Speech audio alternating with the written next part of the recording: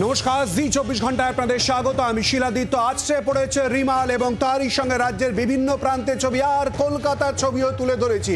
এই মুহূর্তে আমাদের সঙ্গে রয়েছেন কলকাতা পুরসভার মেয়র এবং রাজ্যের মন্ত্রী ফিরহাদ হাকিম। ববিদা, আপনাকে স্বাগত জানাচ্ছি। ববিদা, সাধারণ মানুষের প্রশ্ন, কলকাতাবাসীর প্রশ্ন, এই সমস্যার সুরাহা কি করে?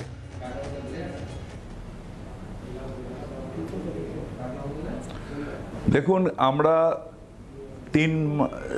প্রায় 3-4 দিন আগের থেকে কন্টিনিউয়াস মিটিং করেছি আধিকারিকদের নিয়ে বড় লেভেলে, যাতে কালকে এবং আজকে প্রায় 14,000 কর্মী সারা কলকাতায় আমরা নিয়োগ করেছি এবং পাম্পিং স্টেশনগুলো চালিয়েছি। নিশ্চিতভাবে লো লাইন এলাকায় কিছু কিছু জায়গায় এখনও জল জমে আছে। আবার আমাদের এখন হাই টাইড চলছে। লো টাইড হয়ে গেলে 3-4টের সময় সন্ধ্যের মধ্যে আমি আশা করছি বেশিরভাগই জায়গায় জল বেরিয়ে যাবে। গাছগুলো পড়েছে, প্রচুর গাছ পড়েছে। এখনও প্রতি যে আমার কাছে হিসেব তাই 100-র ওপরে গাছ পড়ে গেছে।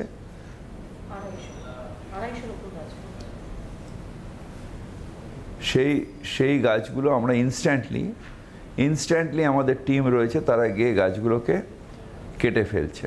সুতরাং কলকাতার ট্রাফিক মুভমেন্টে যাতে অসুবিধা নয় সেটা দেখছি। নিশ্চিতভাবে ক্যামাক স্ট্রিট, কিছু কিছু জায়গায় জল জমে আছে, যেহেতু কনস্ট্যান্ট বৃষ্টি হচ্ছে এবং হেভি রেন হচ্ছে। আমরা আশা করছি যে সন্ধ্যের মধ্যে এটা স্বাভাবিক করে দিতে পারবো। এটা আমার একার কিছু না, এটা আমাদের পুরো কলকাতা কর্পোরেশনের টিম। কালকে সারা রাত্রির আমার সাথে তারক সিং সাহেব ছিলেন, দেবাশিস কুমার ছিল। যেখানে গাছ কাটার অসুবিধা হচ্ছে নিজেরা দৌড়ে দৌড়ে গেছে, পাম্পিং স্টেশনগুলোর খবর নিয়েছে। সুতরাং আমরা একটা টিম করে কলকাতাকে স্বাভাবিক রাখবার প্রাণপণ চেষ্টা করেছি।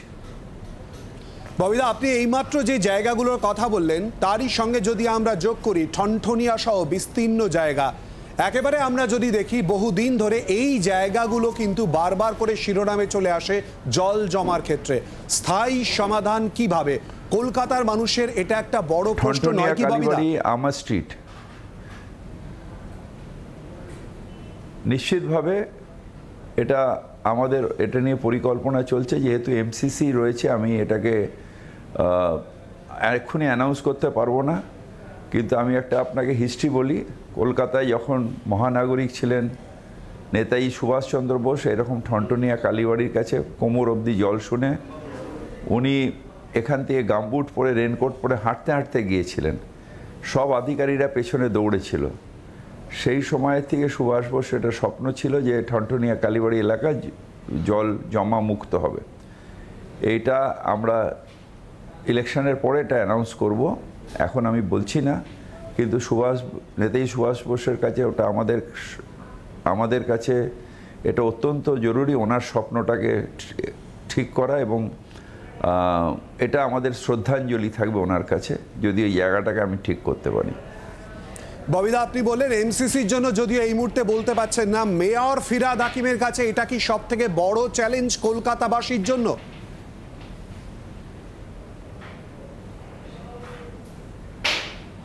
নিশ্চিতভাবে আমাদের কলকাতার বেশিরভাগই জায়গায়, দু একটা জায়গায় মানুষের যে প্লাস্টিক ফেলে, প্লাস্টিকগুলো আমি কলকাতায় এখনও প্লাস্টিক মুক্ত হয়নি, সেই জন্যে কোথাও কোথাও গালিপিট আটকাচ্ছে। কিন্তু ওখানে যেটা হয়েছে সেটা হচ্ছে জলের তুলনায় পাইপগুলো অনেক ছোট এবং প্রায় 50 বছর ধরে এই সমস্যাটা রয়েছে। সুতরাং এটা আমাদের ঠিক করতে হবে এবং আমরা ঠিক করব। এটা আমার কাছে একটা বড় চ্যালেঞ্জ এবং নিশ্চিতভাবে আমি ঠিক ইলেকশনের পরেই এটা আমি অ্যানাউন্স করব।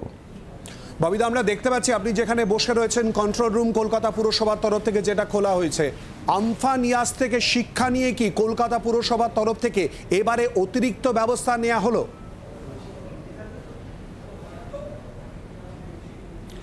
নিশ্চিতভাবে আমরা আমাদের কাছে প্রত্যেকটাই যে দুর্ভোগ বা আমাদের প্রাকৃতিক দুর্জয়, সেটা একটা আমাদের কাছে শিক্ষা, এবং সেই অনুযায়ী আমরা এটা করেছি। যেন এবার আমাদের ছিল যে যখন আমপান হয়েছিল বড় বড় সব গাছ ভেঙে পড়েছিল। পরের দিন সকালে যখন আমি সাউদার্ন এভিনিউতে গেছিলাম, আমার দেখে মনে ছিল আমি অ্যামাজনের জঙ্গলে এসেছিলাম। আমার চোখে জল এসে গেল যে কোনখান দিয়ে শুরু করব, কোনখানে শেষ করব।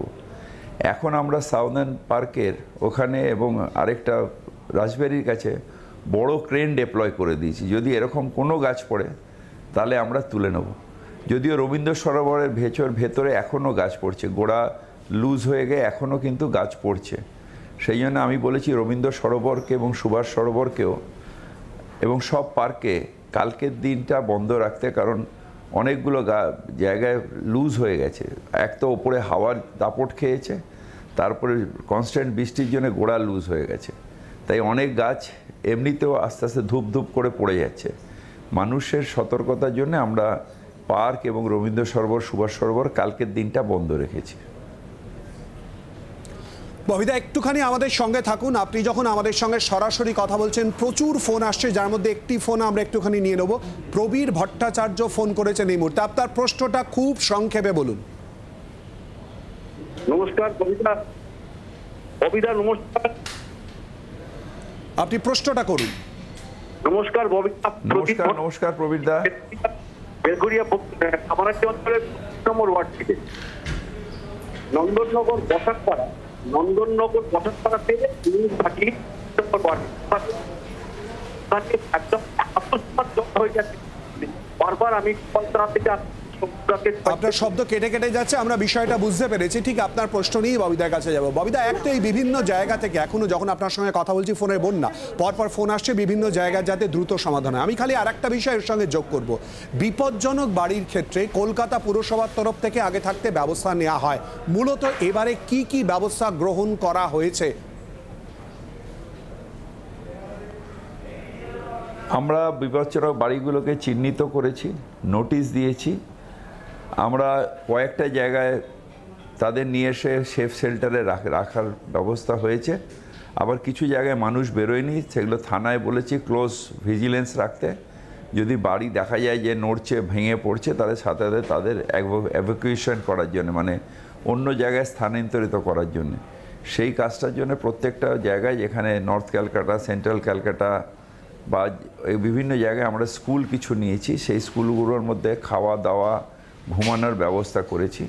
এবং বারবার করে আমরা তাদের বলছি যে কোনো অসুবিধা নেই, একটা দিনের জন্য চলে আসুন, তারপর আবার ফিরে চলে যাবেন। ববিদা, এইমাত্র আপনি বলছিলেন সাদার্ন অ্যাভিনিউয়ের কথা। অনিরুদ্ধ দত্ত 89 নম্বর ওয়ার্ড থেকে ফোন করেছেন। আপনার প্রশ্নটা সংক্ষেপে করুন। হ্যাঁ, আপনি নমস্কার ববিদা। নমস্কার। আপনি যখন রবীন্দ্র সরোবর থেকে আসছেন, নমস্কার, ওই লেক গার্ডেন্স ফ্লাইওভারে নেমে ডান দিকে আনোয়ার রোড দিকে যাচ্ছেন, on the right hand side দেখবেন হ্যাবিটেট বিল্ডিং আছে রাস্তার ওপরে। হ্যাঁ, সেই গেটটা বন্ধ হয়ে গেছে, গাড়ি বার করা যাচ্ছে না, আর ওখানটা জলও প্রচন্ড জমে। ওদিকটা একটু লো সাইড, রাস্তার উল্টো দিকটা। ধন্যবাদ। আপনি শুনতে থাকুন। ববিদা, সাদার্ন অ্যাভিনিউয়ের কথা বলছিলেন, নিশ্চয়ই আপনি বুঝতে পারছেন যে এই ফোনের মাধ্যমেই আপনার কাছে বার্তা।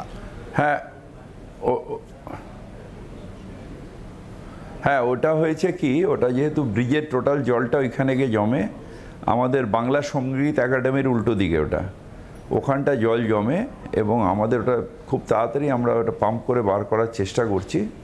সুতরাং ওখানে খুব বেশি দীর্ঘক্ষণ জল থাকবে না। কিছু কিছু পকেট যেগুলো নিচু পকেট, সেখানে জল আছে। 100% জল নেই এটা আমি বলবো না, কিন্তু যতটা সম্ভব হয়েছে আমরা জলগুলো বার করার চেষ্টা করছি প্রাণপণ। ববিদা, সাধারণ মানুষের এই প্রশ্নগুলোর সঙ্গেই কিন্তু যে জায়গাটা উঠে আসছে, যেহেতু ঘূর্ণিঝড় আছড়ে পড়া, এর থেকে শিক্ষা নিয়ে ব্যবস্থা নেওয়ার চেষ্টা অত্যন্ত গুরুত্বপূর্ণ। যে প্রশ্নটা চলে আসছে, আজ কলকাতাবাসী কত দ্রুত এই জল জমা থেকে নিষ্কৃতি পাবে, এবং আজই কি সেটা সম্ভবপর হবে?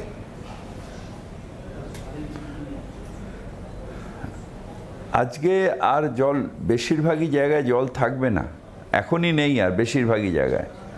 2-3টে পকেট ছাড়া, যেন আপনি ঠনঠনিয়া বললেন, ঠনঠনিয়া যেটা 50 বছরের সমস্যা, খিদিরপুর একটা 100 বছরের সমস্যা ছিল, আজকে ওখানে আর জল নেই। কিন্তু আরও কয়েকটা জায়গায় যেখানে আমাদের প্রজেক্টের কাজ হচ্ছে, যেরকম কেআইপির কাজ হচ্ছে, যেগুলো আমাদের অ্যাডেড এরিয়াগুলোতে, সেখানে কিছু কিছু জায়গায় এখনও সমস্যা আছে, যেহেতু কেআইপির রাস্তা খোঁড়ার জন্যে বা নতুন পাইপ বসানো চলছে, সেই জায়গাগুলো কয়েকটা জায়গায় অসুবিধা আছে। এছাড়া কিন্তু শহরে মূল যে সমস্যাটা আগে ছিল, জল যন্ত্রণা যেটাকে আমরা বলতাম, সেটা কিন্তু আজকে আর নেই। ববিদা, আমি আরেকবার পরিষ্কার করে নিচ্ছি, এটাই আমার শেষ প্রশ্ন। আজ সন্ধ্যের মধ্যে কলকাতাবাসী জল যন্ত্রণা থেকে আজকে সন্ধ্যের মধ্যে নিষ্কৃতি পাচ্ছে, তাই কি? একদম। আজকে রাত্রির মধ্যে জল যন্ত্রণা, যদি বৃষ্টি থামার 5 ঘন্টা বাদে, বৃষ্টি যখন থেমে যাবে তার 5 ঘন্টা বাদে আর কোথাও জল থাকবে না।